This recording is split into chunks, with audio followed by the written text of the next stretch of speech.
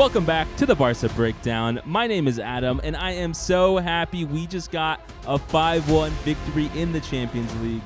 I'm here with the Use. What's up, guys? As Adam said, we are excited. What a wonderful game coming into the first Champions League of the season after some terrible play last year, and we ended up in the Europa League. I'm very happy that this game resulted the way it did, and we had some wonderful play from Lewandowski and Dembele, who has just really gone off. Use. Lewandowski, first hat trick at the Camp Nou since Messi against Bayern in 2020. First hat trick in the Champions League for Barca since PSV Eindhoven Messi in August of 2018. And the craziest part about it, Use, is even with Lewandowski scoring the hat trick, first time in a while for Camp Nou and for Barca in the Champions League, I can't tell who the man of the match is. That's how just absolutely brilliant Ousmane Dembele was, right? And you guys know I'm the number one Dembouz fan in the world, self-proclaimed. You heard it here first. And to see him have this game and just come out and show, how dynamic he is, and not just his ability to create assists, which we know he has, not just his ability to dribble, which we know he has,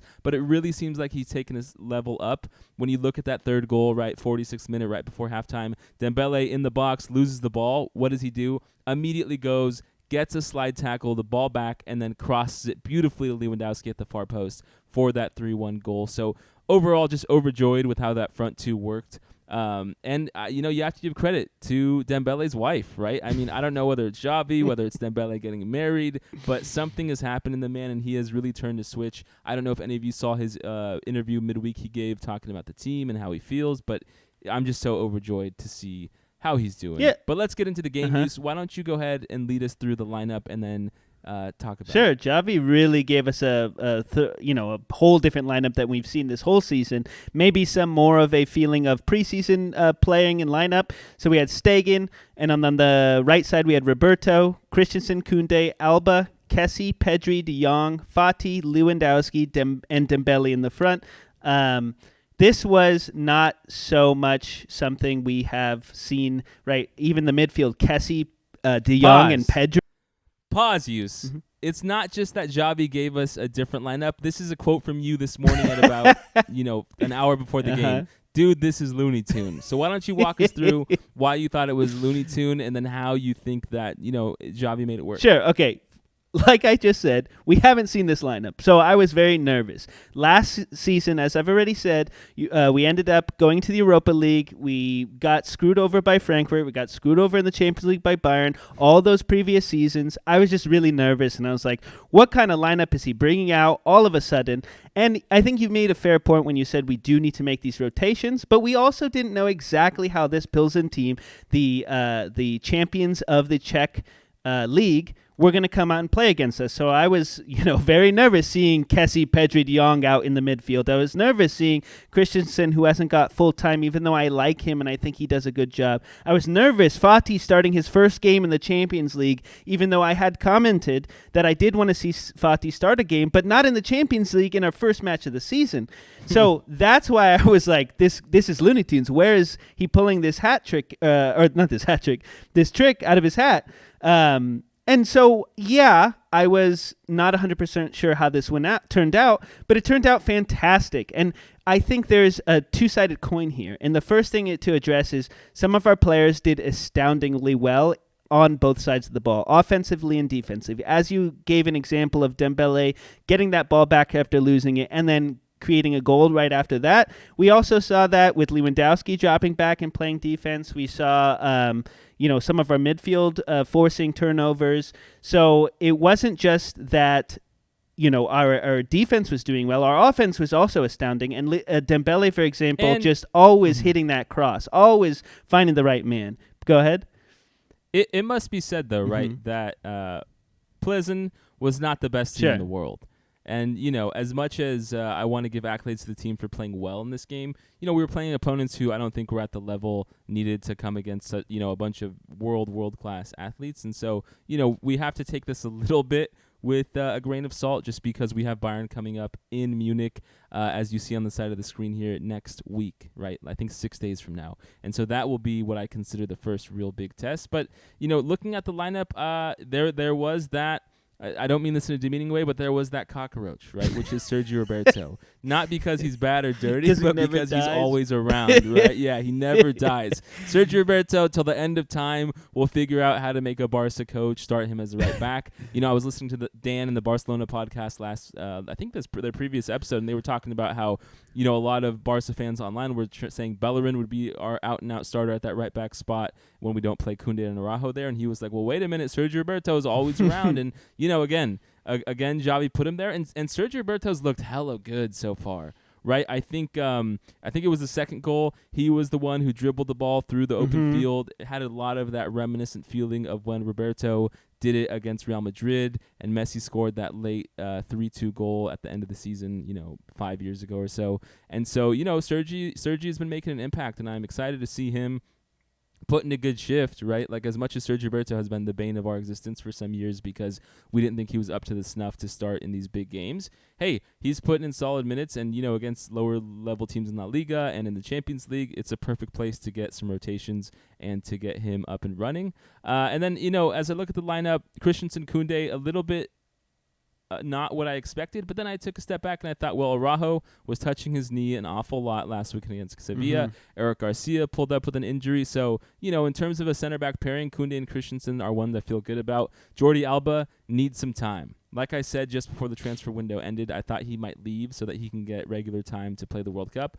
But he started again today. And then in the midfield, from the lineup side, I thought possibly we were going to see this fabled double pivot of Kessie and Frenkie de Jong, but really that's not what we saw as the game went through, right? So as we get into the game and we look at kind of what's important here, I think the first stat that really shows what happened is that Barca had a 76% possession rate, right, compared to 24 from Plzen, and that's kind of the story of the game, right, is that Barca kept the ball for long periods of time. We were able to press and win the ball back in the opposing half, and so, whereas we're often worried, and this is the difficult defense for us to play against, is when a team sits back really deep and then tries to counter, right? That's the way that these teams always seem to get us.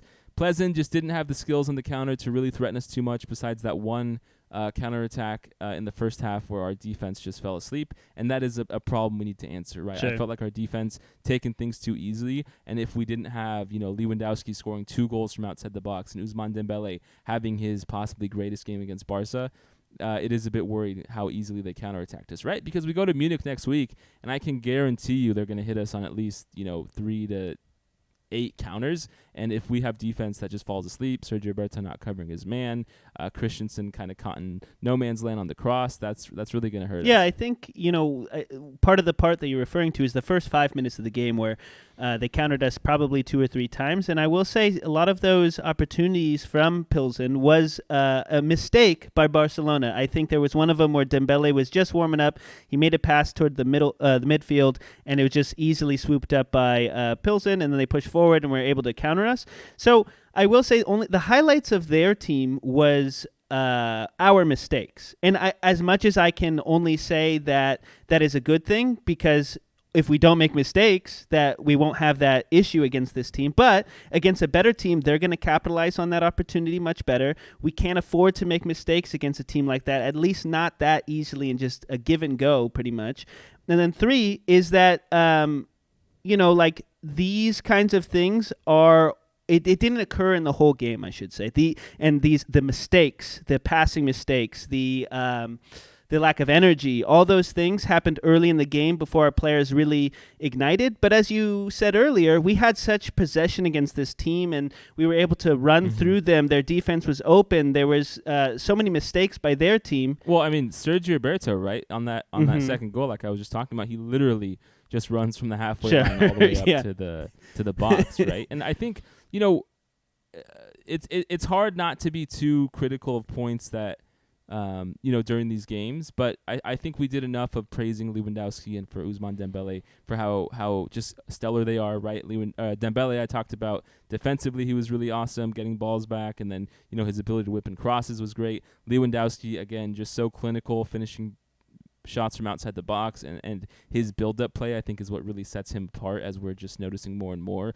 I see a lot of people online who thought, Lewandowski at Bayern was just like a tap-in merchant, as the kids like to say nowadays. But really, he's a whole complete player who has an incredible knack for positioning and for passing the ball to, other players making runs.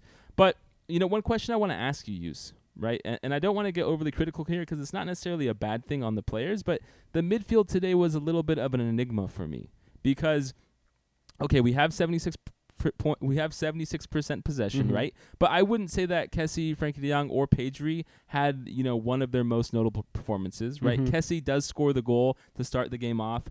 Shout out to Kounde, who again gets another assist, right? Dembele, for the first time in a while, doesn't do the thing we used to do with Messi where you take a corner and you pass it and then two dudes are running around. He takes a nice corner from the flag. He hits it into Kounde, who's able to just give a nice header to let the ball off for Kessie to put it in. So Kessie scores a goal, his first goal.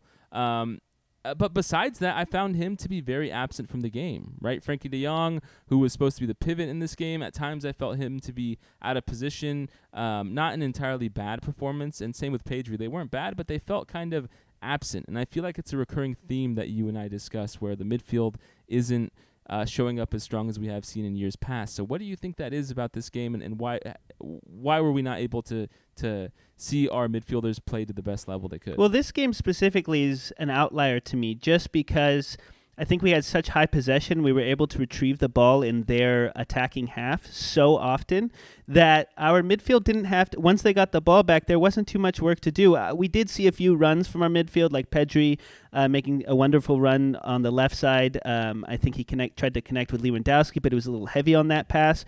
But other than that, once we retrieved the ball in their half, we were just able to move it around and then have, honestly, a heavy workload set on Demebele, who was just the facilitator of the whole match. And so I think, again, this game is an outlier for our midfield. If you want to compare it to our previous midfields, it's also hard because, again, the lineup it's vastly different. We normally have Busquets in the middle with Xavi and Pedri, and in this game we had Kessie, who doesn't normally start with Pedri and de Jong, and de Jong's playing as that center position, so he's trying to just manage the middle of the field a little bit more. Like I said, the possession was already so high that there wasn't much to really bring out of them. It was almost like we were so dominant that it just killed any crazy highlights because we were doing so well everywhere else. I think what you're trying to say, and I felt a little bit of the same way, which is that we were just so offensively minded that oftentimes we would bypass our midfield and go straight to Dembele or to Lewandowski up front because they were leaving a lot of space open in the middle of the pitch. And so it's just something to keep an eye on, right? Is that I do want to see Pedri, Busquets, and Frenkie de Jong, right? As we talk about wanting to see Frenkie de Jong more, because Yus and I are Frenkie de Jong fans, although Xavi is climbing up my list very quickly after that wonderful performance versus Sevilla. I feel like we still don't see Frenkie, Busi, Pedri really very few minutes this season, and that's the midfield I think that will prove our best in big games like we have coming up against Bayern and Inter Milan. And so, it's hard to judge Kessie when he's playing with, Frenkie instead of Busi, right? It's hard to judge Frenkie when he's playing with Kessie instead of Busquets in the middle, and then, Busquets or then Frenkie out right. And so I do feel a little bit like moving two pieces out of the midfield when we do rotations is a little bit disorienting kind of, and I feel like it's not letting us get midfield continuity, which we are going to need up against Bayern. But I do think that Xavi will kind of use this game coming up this weekend as the time to solidify who should play against Bayern. One other thing I want to talk about with this game is another conundrum. I don't know if that's the right word I'm using to describe. I mean, I know what it means, but I'm not sure if it's exactly a conundrum. But Ansu Fati was a little bit absent today. You can tell, and again, not trying to be too hard on the kid. He's coming back from his injuries. He's slowly starting to get back into form. This was his first start in over 10 months, I think. But his speed is clearly not there yet as much as it was. He was never a Dembele speed guy, but his speed definitely needs to quicken up. And then you compare the Dembele Lewandowski, Fati frontline in this game to the Lewandowski, Dembele, Rafinha frontline we've seen before, and it just feels like Rafinha offers a lot more up front right now. And so, I wanted to get your take on how you thought Ansu performed, and then whether or not against Bayern you think we should have him start or Rafinha. I think he should have not started this game. He did okay. There was no particular highlights. I think he had one shot on goal that could have been pretty nice if he just curved it a little bit more into the box. But other than that, I don't think he was he didn't have a lot of interplay with Lewandowski or even the left side with Alba. So I think there was a lack, I wouldn't say effort, just a lack of connection. Maybe he wasn't completely fit yet to start this game. Maybe he's starting, right? Maybe as a sub in so many games, we're seeing him come against tired legs. That's true. And that, playing against fresh legs is a little bit different. Yeah. I think that's possible. And I think you're right in terms of it just feels a little bit rusty so far. And so, I just hope we continue to play him, especially against teams like Plzen, right, and lower league teams in La Liga, to kind of get his match form up and to get him back and running. Because, at the end of the day, the two things I think are Fati's biggest skills are, one, his incredible clinical shooting, right, his ability to put away opportunities, and two is his positioning. And so, that positioning part for sure comes with just more repetition, right, with players and to being in these live game situations. I will definitely say that this game solidified the fact that we had that previous video talking about Dembele and Rafinha on the right side, and we obviously chose Dembele, but this game single-handedly just put the nail in the coffin there for me, because he just did so astounding on that right side, and I still want to see him play with Rafinha. I think Rafinha does a wonderful job, and he's really exceeded my expectations. I remember in the preseason, right before we acquired him, I was kind of worried. This was also when we weren't sure about Dembele staying in the whole time, but coming against Bayern next week, I would love to see Rafinha instead of Fati. I didn't even think Fati should have started this game. He should have started in La Liga, but definitely Rafinha, Lewandowski, Dembele coming into Bayern against Cadiz. Cadiz is not a team I really think I think we struggled once when we had. Be careful, Yus.